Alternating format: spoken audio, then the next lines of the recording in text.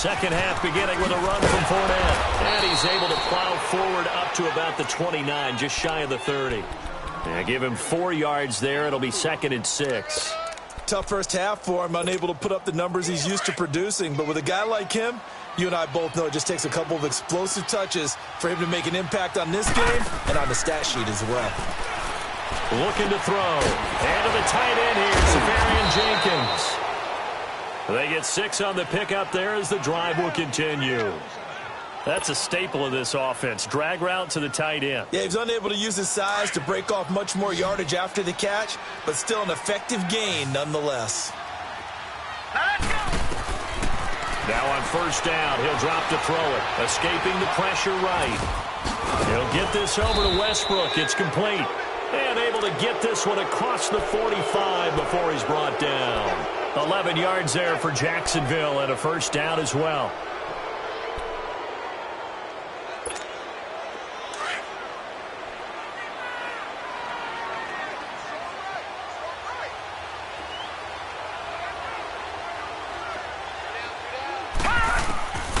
Back to throw now on first down.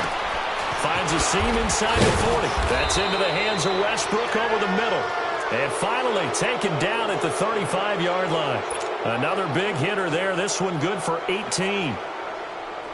This quarterback now 13 out of 17 throwing the ball. He's got a first down. Set. Green, 39. They'll set up a throw. Got his man complete over the middle. That's Cole. And inside the 20 before he's brought down. 18 yards on each of the last 2 plays, and they're picking up big chunks now. Whatever the discussions were at halftime to try to slow down this offense, it has not worked to this point. Yeah, I have a vision right now of everything that was discussed at the half just being torn in shreds or being erased off of the Microsoft Surface tablets because none of it is working. They are really locked in on offense. And here he'll get it down to the 7. 10 yards on the pickup there, and it'll be second down. So with a yardage on that completion, he's now right at exactly 300 yards on the game. And isn't that the magic number you get? All right, 300. That means it's going to go on a commemorative football to put on your mantle when they give you the game ball if your team wins. So much confidence flowing through him right now, throwing the football. I think it's permeated itself throughout the entire team. They feel good about what they're doing.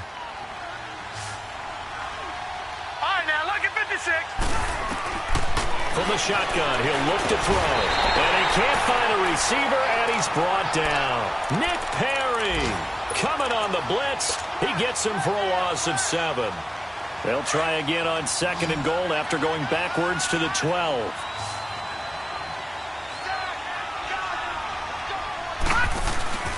He'll look to throw. Got his man. It's caught. Touchdown, Jaguars.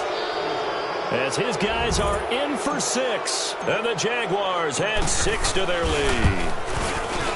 And remember, partner, that's a rookie quarterback back there. Apparently, he's getting the hang of this NFL thing pretty quickly. And 3 touchdown passes.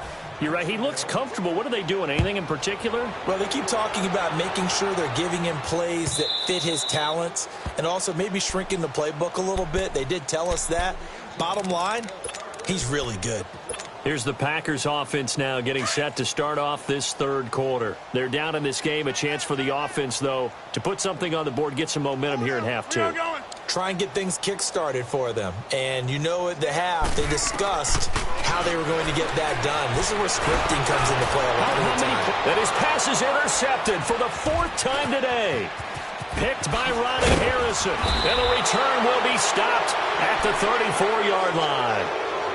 Charles, whatever's going on between his ears right now, it's just not completely calculated correctly. 7 picks between last week and this week after that one. And they always say the most important part of a player is those 6 inches between the ears. But right now, it's all those interceptions that are going on. So whoever his trusted confidant is on the sidelines, whether it's the offensive coordinator, quarterback's coach, maybe the backup quarterback, that's who he needs to get with now and get himself calm. A good pick up there, a 22. Right after the turnover, they come out throwing. And that means it's a sudden change situation. We used to practice it on defense. Sudden change, get out there, stop the offense. But you typically run out there a little bit unsettled. I think that's why he came right out throwing the football, hoping to catch him off balance. And he did. Flushed out right. And he can't find anywhere to go with it, and he goes down. It's interesting, partner, that most defenses try and guard the 35-yard line actively because they think the way kickers are nowadays, about a 52-yard field goal, they're kind of giving up points. But you get even deeper into territory, you get into the red zone, they're going to guard it even more, which means more pressure, more blitzing.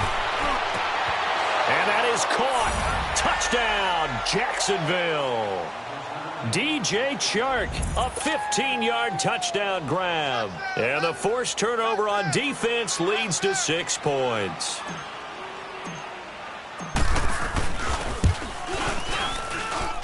Extra point tacked on by Lambeau. And that will extend this big lead. Here's Lambeau out to kick this one away.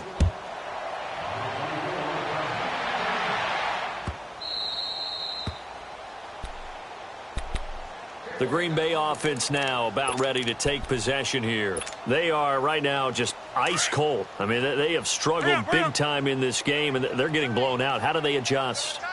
So tough because we always talk about it being a team game, and you need all 11 working well together. But every now and then, partner, you need that one guy who can make a play against all odds that maybe can ignite things. And I think that's what they're looking for right now. Yeah, you talk about going to your playmakers. They probably need to do it. Find someone that you're used to touching the football that makes big plays and give them that opportunity to maybe wake up everyone else. They'll break the huddle, come up on 2nd and 8 at the 27-yard line. Hey, check 26. On 2nd down, here's Rodgers. He finds an opening past the 40. Man open, that's Marquez Valdez-Scantling. First target, first catch, and a first down.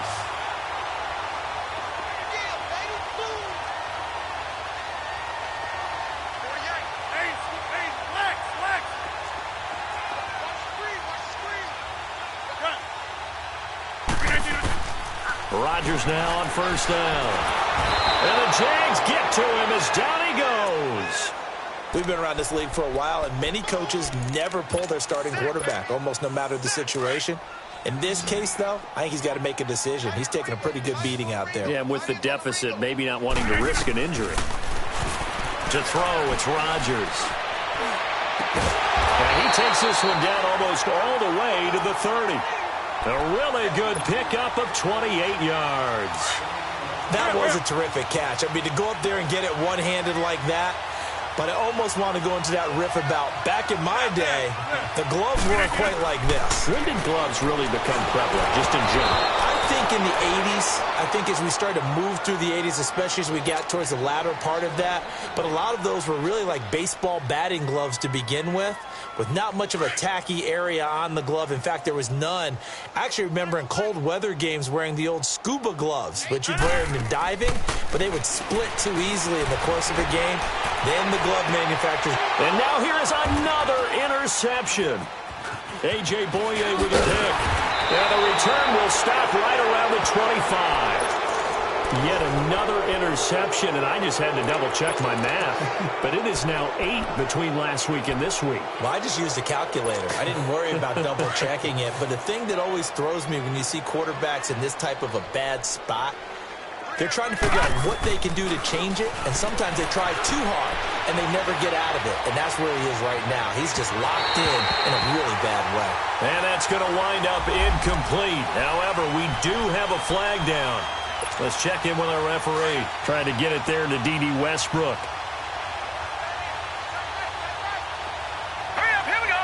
319. 319. They'll look to throw here on first down. Throw left side complete. It's Cole. And he'll get it down on the play to the 37. It's an 8-yard pickup, and it'll bring up a second down.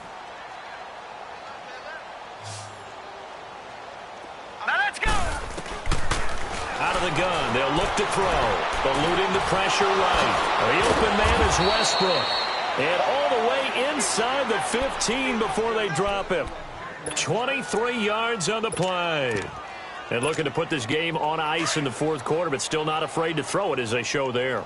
You want to play the game with confidence, and they have a guy who's in control right now. Their trigger guy throwing it, they feel just as confident with him doing that as they would if they tried to run the ball and run the clock out. 2 yards on the pickup there. It'll be 2nd and 8. This is what happens sometimes when you abandon the running game. It's hard to get back to it because once guys get out of that mentality of firing out and hitting people, hard to get them started again occasionally.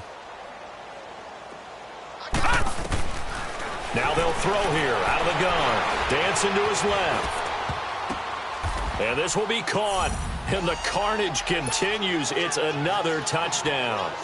Looking like they're well on their way to a 2-0 start. All smiles right now on that sideline, isn't it? As well there should be. It's hard to win a game in the NFL. We hear it all the time. We know that it's difficult.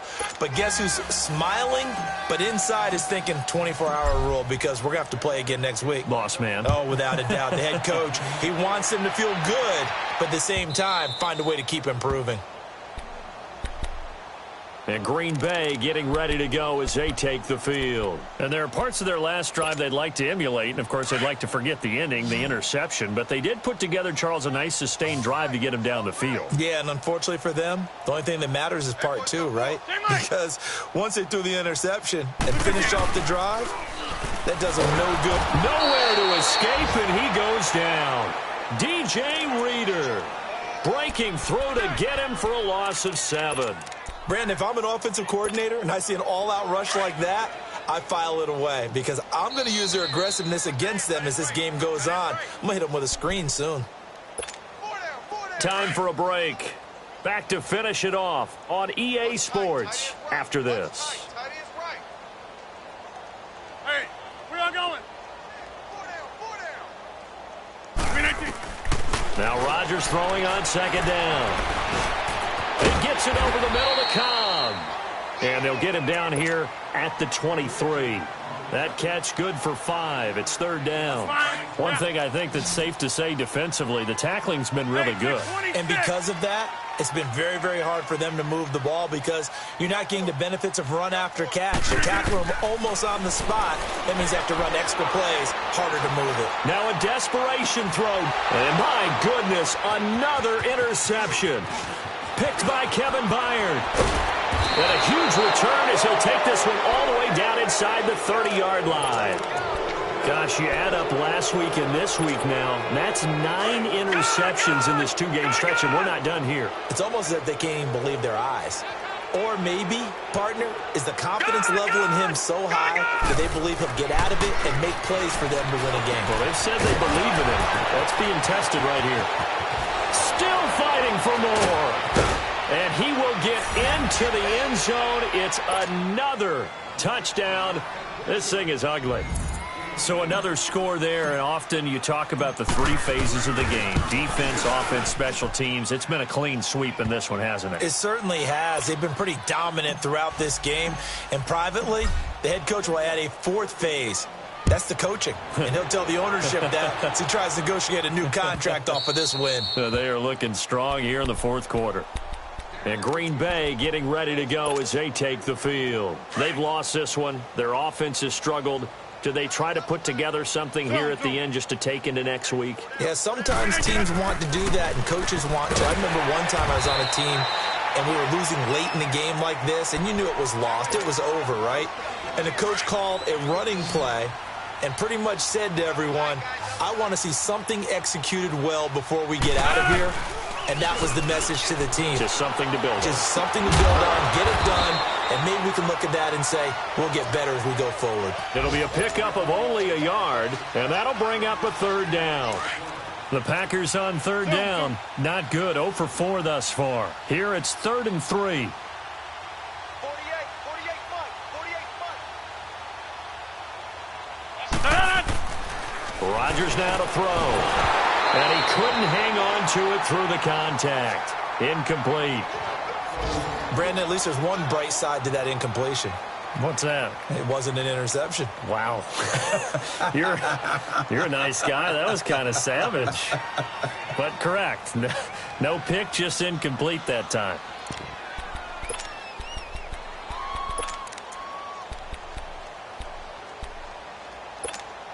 All right, they're going to try and keep hope alive here on 4th down. They're going for it. No. Now Rodgers got to have this one. Flush to his right. And now here is another interception. Picked by Ronnie Harrison. And they will finally stop him, but a great return. Gets that football all the way down to the 16-yard line. I think that interception happened for two reasons. Quarterback gets outside the pocket and panics a little bit, and receiver doesn't make sure he's absolutely in an open spot. So there's a guy lurking, took the ball from him. Yeah, so don't wave your arms, right, as a receiver if you're not wide open? Got to know that you're open. Otherwise, just don't do it. Escaping the pressure right. That's going to be caught at the 10-yard line. And here he'll get it down to the 7. Give him 9 there on the first down completion. One thing I can say pretty safely, that route is not called if you don't have a guy who can throw the ball and put some mustard on it. Because if you're going to lollipop it in the middle of the field, bad things usually happen. It takes a strong... And they are going to score again. Yet another touchdown as they just add to their totals. Well, I've got to laugh here, and I really don't want to because the old school in me is not happy about this score this late, not necessary. But this is Madden, isn't it? Yeah. This is how it works. Rub it in. Have a day. I mean, what does it matter? These guys who are playing in this game, there are no feelings Exactly. there. They don't have to face the guy. Well, they might if they're in the same room going head-to-head. But that's the about virtual guys on the screen don't have to face each other after this one. In that case, run it up.